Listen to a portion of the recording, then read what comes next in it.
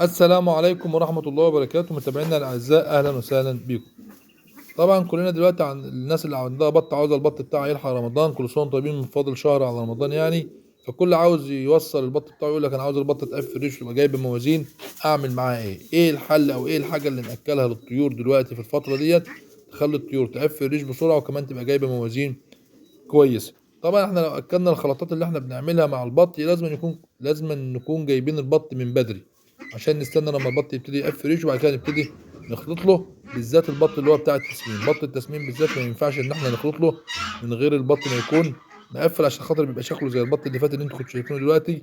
ريشه بينحل وبيبتدي البط ممكن يجيله كساح وتلاقي البط شكلها مش كويس وبتغيب معاك كمان. يعني البط لو يقعد 45 يوم على ما يكبر، لا ممكن يروح لشهرين اتنين، فده بيطول المدة كمان. لكن عشان يبقى زي البط اللي انتوا شايفينه قدامكم ده، البط اللي قدامكم ده بط بغالي محلي. والبطه ديت دلوقتي تقريبا البطه ديت عمر شهر، وكمان باذن الله مدربه في الموازين 2 كيلو 800.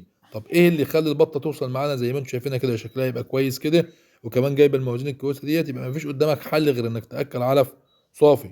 طب انا عشان خاطر البط يجي معاك بسرعه لازم أن تاكله علف صافي، خلي البط يجي معاك زي ما بيقولوا كده بسرعه الصاروخ، تلاقي البطه ماشيه معاك تمام، بتاكل احتياجاتها مظبوطه، بتجيب موازين كويسه. وفي الفتره الزمنيه اللي هي محدده ليها باذن الله اللي هي 45 يوم، لان بط ده تسمين زيه زي الفراخ البيضاء، لازم ياكل علف صافي.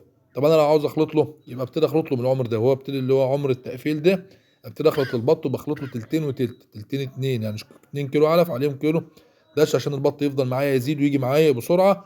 ولو انا عاوز يجي اسرع ما يبقى ما اخلطش خالص، اكل من اول الدوره لاخر الدوره، او من اول التربيه لاخر التربيه اكل علف صافي، وباذن الله البط ده تقفل 4 كيلو على عمر 45 يوم. وكمان لو انت جبت المستورد اللي هو المولر المستورد بتوصل ل 5 كيلو، والمسكوفي. يبقى بط التسمين كله لازم عشان يجي معانا بسرعه ما لا فيش حل قدامك غير انك تاكله علف صافي.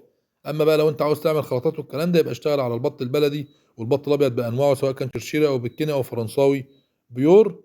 وباذن الله يعني زي ما انتم شايفين كده في الموازين قدامكم البطه مدربه 2 كيلو 800. يبقى الحل في ايه؟ ان احنا ناكل علف صافي طول التربيه. والسلام عليكم ورحمه الله وبركاته.